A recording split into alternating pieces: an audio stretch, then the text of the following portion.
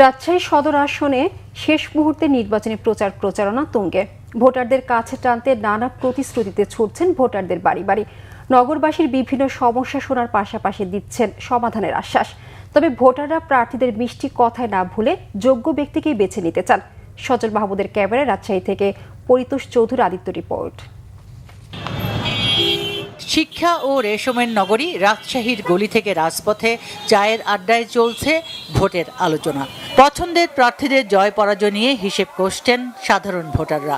সকাল থেকে রাত পর্যন্ত প্রার্থীরা ছুটছেন ভোটারদের কাছে। কর্মী সমর্থকরাও পাড়া মহল্লায় প্রার্থীদের পক্ষে লিফলেট বিলিতে ব্যস্ত সময় পার করছেন। জনগণের রায় পেলে 100 দিনের মধ্যে সন্ত্রাস চাঁদাবাজি দূর করা সহ মহাপরিকল্পনার কথা জানিয়েছেন বিএনপি প্রার্থী। আর জামায়াত প্রার্থী বলছেন পরিবর্তন ও সংস্কারের কথা।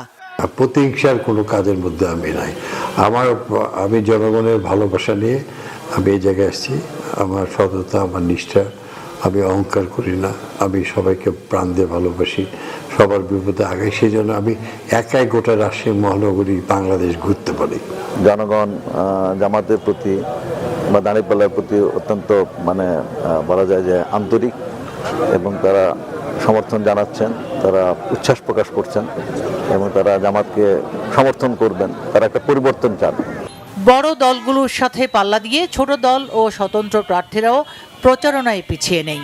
আল্লাহ পাক যদি আমাকে কোনো সুযোগ দেন, তাহলে আমি এখানে একটা ইন্ডাস্ট্রিয়াল সিটি তৈরি করব, ইন্ডাস্ট্রি করব, যেন মেডিকেল সিটি একটা তৈরি করব, যেন বেকার লোকের সংস্থান হয়, কর্মসংস্থান হয়। যদি ভোটের দিনে ভোট কেন্দ্র পর্যন্ত মানুষ পৌঁছাতে পারে, ভোট কেন্দ্র পর্যন্ত মানুষ যেতে পারে, তাহলে ইনশাল্লাহ একটা ভালো রেজাল্ট হবে। ইনশাল্লাহ বিপুল ভোটে আমি জয়লাভ করব। তবে প্রার্থীদের মিষ্টি প্রতিশ্রুতিতে ভুলছেন না ভোটাররা।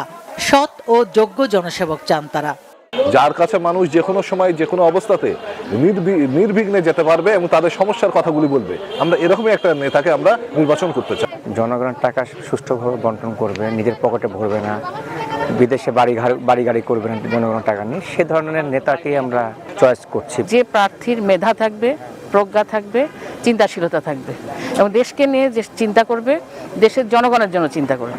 রাজশাহী সদর আসনে মোট 6 জন প্রার্থী প্রতিদ্বন্দ্বিতা করছেন। Bangla vision news desk.